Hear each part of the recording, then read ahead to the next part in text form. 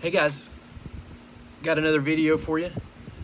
We had ice cream last night, and everybody loves ice cream, right? Ice cream, you scream. We all scream for ice cream.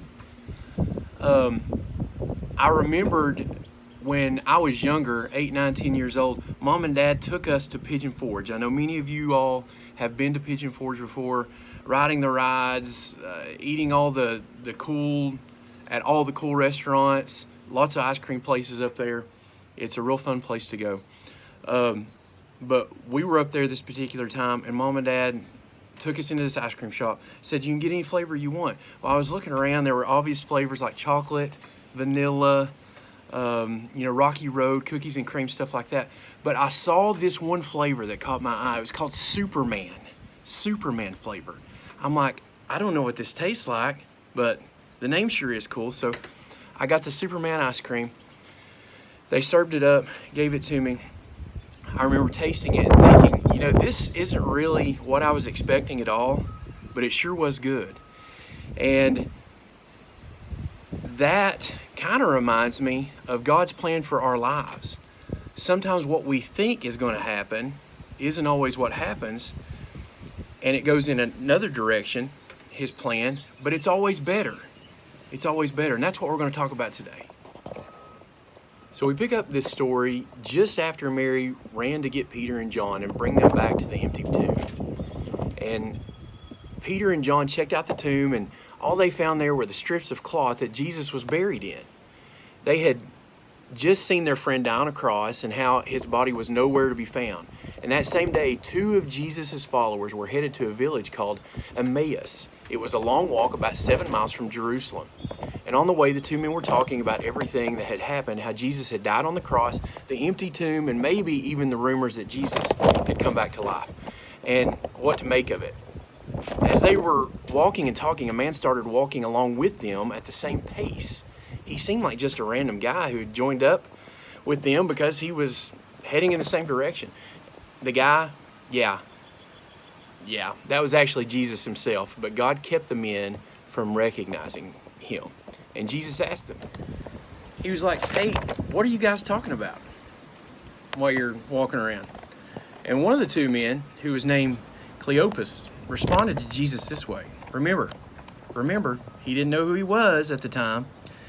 He says this, are you the only person visiting Jerusalem who doesn't know? Don't you know about the things that have happened there in the last few days? So, in other words, Cleopas was like, stranger, have you been living under a rock for the past week? Jesus says, what things? And the men just stared at him. They were like, Jesus of Nazareth. They replied, he was a prophet. He was powerful in what he said and did in the sight of God and all the people. The men went on and they told Jesus all about, Jesus.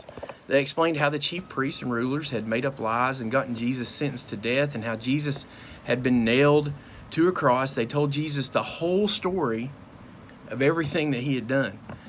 The men said, we had hoped that Jesus was going to set us free. Plus, it's the 3rd day since all this happened, and a few of our friends amazed us too. They went to Jesus' tomb early in the morning and they found it was empty. And then Jesus spoke. He said, how foolish you are. How long it takes you to believe all that the prophets said. Didn't the Messiah have to suffer these things and then receive his glory?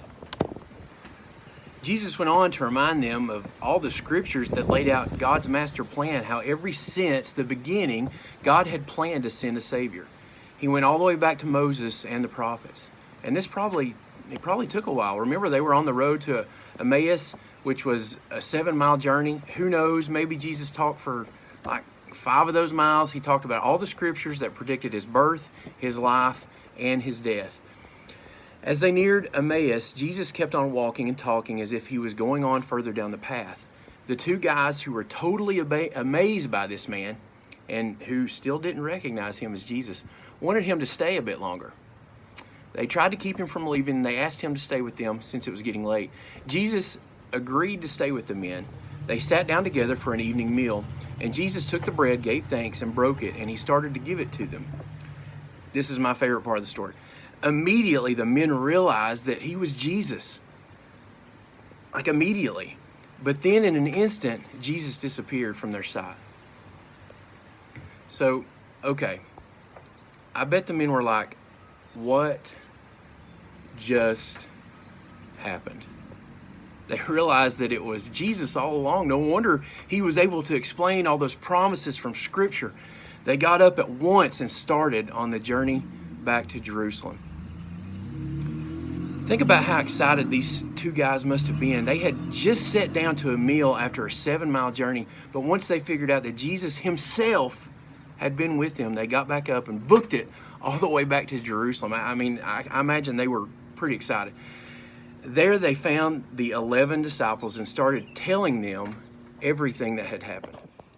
They told the rest of the disciples how Jesus had walked alongside them and how he had explained the Scriptures and how they finally realized it was him when he started to pass out the bread.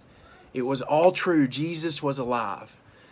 The disciples were starting to get a better idea about just how big God's plan really was. It was bigger and stretched longer and farther through history than any of them could possibly imagine. The disciples thought that they had seen the end of the story when Jesus died on the cross. But God's plan was so much bigger than what they could even imagine. We can't always see the full story of our own lives. We can't see the full plan that God has for us, but we can trust that God can. And as we learn more about him, we'll learn to trust him more and more. And as I was doing that last part, somebody brought me some ice cream. Chocolate chip cookie dough with whipped cream. I was not expecting that. See you next time, guys.